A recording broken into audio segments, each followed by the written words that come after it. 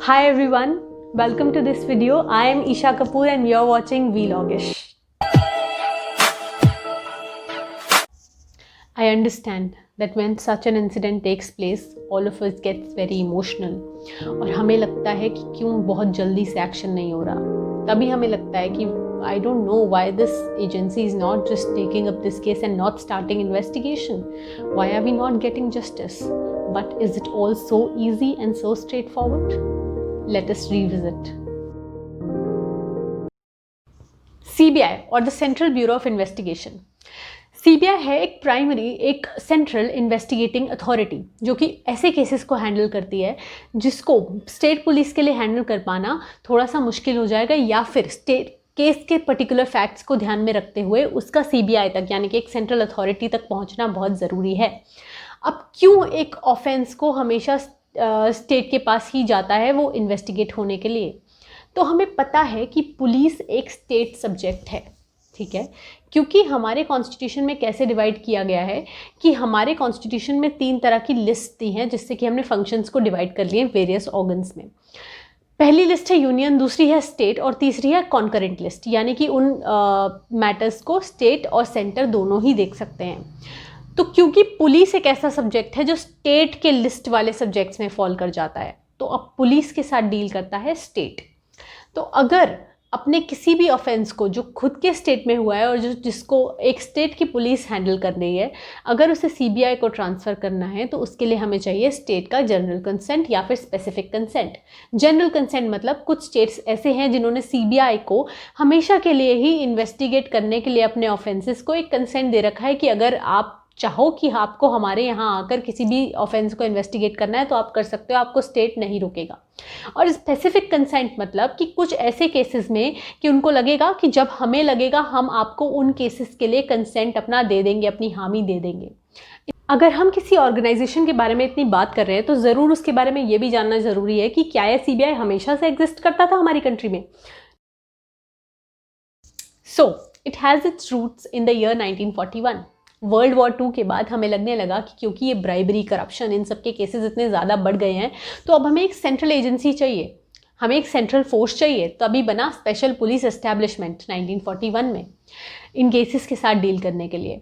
और जैसे जैसे समय बीतता गया हमें पता था कि this is not something permanent, ये हमने एक ऑर्डिनेंस में बनाया है जो कि कुछ समय में लैप्स होने वाला है, तो अब हमें कुछ परमानेंट चाहिए। तो क्यों ना हमने सोचा कि क्यों ना हम एक लेजिस्लेशन बना लें जिससे कि हम इस अथॉरिटी को, इस एजेंसी को एक परमानेंट स्टेटस दे दें और इसके डायरेक्टर्स, इसके मेंबर्स को हम टाइम टू टाइम अपॉइंट करते रहेंगे। उस सब का भी प्रोसीजर एक बता देते हैं। तो ईयर 1946 में एक लेजिस्लेशन लाया गया जिसका नाम है Delhi special police establishment act 1946। आज तक भी CBI अपनी पावर्स उसी एक्ट में से डिराइव करती है। CBI एक बाय प्रोसीजर चलने वाली एजेंसी है जो कि 3 तरह के प्राइमरीली ऑफेंसेस को इन्वेस्टिगेट कर सकती है। पहले तरह का ऑफेंस है जो कि है रिलेटेड टू करप्शन, यानी कि जो प्रिवेंशन ऑफ करप्शन एक्ट में आते हैं। किसी ने किसी को ब्राइब देने की कोशिश की, लेने की कोशिश की, या फिर कोई मिडलमैन की तरह एक्ट हुआ एक ब्राइब टेकिंग और गिविंग प्रोसेस में। दूसरे तरह के हैं इकोनॉमिक ऑफेंसेस जिनसे CBI डील कर सकती है। और तीसरे तरह के केसेस है स्पेशल क्राइम्स, जिसमें कि कुछ ऐसे क्राइम या कोई ऐसी क्रिमिनल एक्टिविटी, कोई ऐसे केसेस जो इतने इंपॉर्टेंट है कि उनको एक सेंट्रल एजेंसी को दिया जाना ज़रूरी है। ये CBI की सारी powers Delhi special police establishment act से ही निकल कर आती हैं। CBI का हेड डायरेक्टर होता है जिसको भी एक पूरी एम्पावर्ड कमेटी ही अपॉइंट करती है, उसका भी पूरा एक प्रोसीजर है जो कि 2014 में लोकपाल एंड लोकायुक्त एक्ट के आने से बदला भी था। अगर हम बात करते हैं CBI की as an organisation, so there is one aspect which must be highlighted. We often get very confused between the 2 organisations. One is NIA, National Investigative Agency, and the other is CBI। NIA जो है वो बना था, वो comparatively बहुत नया है CBI से, और उसको बनाया गया था mainly terrorism related cases handle करने के लिए। अब टेररिज्म रिलेटेड केसेस में टेररिज्म से रिलेटेड ब्राइबरी, फंडिंग, टेररिज्म से रिलेटेड सारे क्राइम्स आते हैं। और CBI टेररिज्म को छोड़ के बाकी हर तरह के ऑर्गेनाइज्ड क्राइम्स से डील करता है। So guys, this unfortunate incident of Sushant's death took place on June 14. किसी ने एक्सपेक्ट नहीं किया था कि ऐसा कुछ हो जाएगा, और जब ये हुआ तो इंसिडेंट पर पहुंची मुंबई पुलिस। और मुंबई पुलिस ने अपनी एक जैसे कि एक पुलिस को इन्वेस्टिगेशन करनी चाहिए एक सुसाइड स्पॉट पर पहुंच के ये जानने के लिए कि आखिर इस डेथ का इस इंसिडेंट का कारण क्या रहा होगा, उनकी इन्वेस्टिगेशन चलती रही। और जब तक ये सुशांत सिंह का केस रिया चक्रवर्ती की तरफ से डाला गया, ये केस, ये पिटिशन सुप्रीम कोर्ट में पहुंची, तब तक भी Mumbai police CrPC section 174 and 175 में ही अपने उस प्रोसीजर को कंटिन्यू कर रही थी। उसी बीच एक बड़ी हैपनिंग हुई। सुशांत सिंह राजपूत के फादर ने, क्योंकि वो पटना में सिचुएटेड हैं, उन्होंने पटना राजीव नगर पुलिस स्टेशन में एक FIR रजिस्टर करवाई against Rhea Chakraborty. Specific sections were there in the complaint. Those sections will be here. You'll see them here. उस कंप्लेंट के रजिस्टर कराने के बाद अब बिहार पुलिस ने भी केस को टेकअप कर लिया, क्योंकि उनके खिलाफ कोई कंप्लेंट लिखवाने आया, उनके पास किसी के खिलाफ कोई कंप्लेंट लिखवाने आया, तो पुलिस का ये फ़र्ज़ बनता है कि वो उस कंप्लेंट को रजिस्टर करें और आगे उस पर प्रोसीड करें। सो दे ऑल्सो स्टार्टेड प्रोसीडिंग। अब उन्होंने जो प्रोसीजर अपना शुरू किया वो उन्होंने कंप्लेंट के तहत शुरू किया। तो जो सेक्शंस लगाए गए थे उन्होंने उसमें अपने प्रोसीजर को शुरू किया। मुंबई पुलिस ने देखा था कि एक हादसा हुआ, हम उसका कारण जानने की कोशिश करें। मुंबई पुलिस उस स्टेज पे थी। अब कुछ ही दिनों बाद जून में ये हुआ और जुलाई में बहुत सारे लोगों ने CBI प्रोब की डिमांड करनी शुरू कर दी, because it was an assertion by many that Mumbai police is not actually doing its role properly, it's not following its duties properly. तो BJP MP सुब्रमण्यम स्वामी, बहुत सारे एक्टर्स जैसे कि अंकिता लोखंडे, कंगना रनौत, कृति सैनन, वरुण धवन, इन सभी ने CBI प्रोब की डिमांड की। यहाँ तक कि खुद रिया चक्रवर्ती ने भी CBI प्रोब की डिमांड की थी और सुप्रीम कोर्ट के सामने भी उन्होंने यही बोला था कि अगर इस केस में CBI इन्वेस्टिगेशन भी होती है तो भी मुझे कोई प्रॉब्लम नहीं है।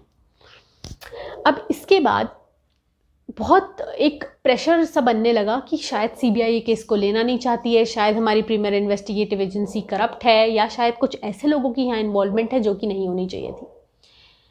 पर हमें उससे पहले समझना बहुत ज़रूरी था कि CBI को केस टेकअप करने से पहले एक सेट प्रोसीजर फॉलो करना पड़ता है। CBI सिर्फ 3 तरीके से केसेस ले सकती है। पहला तरीका ये कि या तो वो सुओ मोटो कॉग्निजेंस ले किसी केस की, यानी कि खुद ही वो उस केस को हैंडल करना शुरू कर दे। दूसरा तरीका ये है कि CBI को अगर किसी केस को, ऐसे केस को हैंडल करना है जो कि स्टेट पुलिस के अंडर आता है, तो उसको हैंडल करने के लिए उसे स्टेट का कंसेंट चाहिए, यानी कि स्टेट की तरफ से हामी होनी चाहिए कि हाँ CBI हमारा एक केस इन्वेस्टिगेट कर सकती है। कुछ स्टेट्स ऐसे हैं जिन्होंने CBI को जनरल कंसेंट दिया हुआ है, बट जिन्होंने नहीं दिया उसके लिए कोई और केस को हैंडल करने के लिए स्पेसिफिक कंसेंट की ज़रूरत होती है। अब इस केस में जब CBI को केस हैंड ओवर करने की बात हुई तो बिहार पुलिस ने रेडिली हामी भर दी CBI को इन्वेस्टिगेशन सौंपने की। लेकिन अब बात यहाँ पर ये थी कि आखिर जो करेक्ट अथॉरिटी है वो है कौन, मुंबई पुलिस या बिहार पुलिस, क्योंकि दोनों ही अपना एक प्रोसीजर फॉलो कर रहे थे। उसी बीच रिया चक्रवर्ती ने सुप्रीम कोर्ट में एक ट्रांसफ़र पिटिशन डाली और उन्होंने बोला कि because I am a resident of Mumbai, I have Mumbai as my work place also, तो I can not travel to Bihar, क्योंकि मेरे खिलाफ कंप्लेंट दर्ज करवाई गई है बिहार में, SSR के फादर ने करवाई थी जो कि, और उसको मैं बार बार वहाँ पर पेश होने के लिए ट्रैवल नहीं कर सकती। तो प्लीज़ मैं रिक्वेस्ट करती हूँ कोर्ट से, सुप्रीम कोर्ट से, कि वो इस केस को मुंबई में ही ट्रांसफ़र कर दें। इसी केस में सुप्रीम कोर्ट ने ये इशू भी हैंडल किया कि क्या CBI को ये इन्वेस्टिगेशन सौंपने की ज़रूरत है या नहीं है। सुशांत सिंह के केस में ना ही सिर्फ CBI का, ना ही सिर्फ बिहार और मुंबई पुलिस का, बल्कि रोल था इन एनफोर्समेंट डायरेक्टोरेट का भी, because we all know that there is an aspect of money also involve. 15 crore का एक ट्रांजैक्शन और भी कहीं ट्रांजैक्शन सुशांत के अकाउंट से किए गए थे। उसी से रिलेटेड प्रोब करने के लिए Rhea Chakraborty and her brother was invited, both were called by the enforcement directorate, और वो एक सेपरेट प्रोसीडिंग चल रही थी।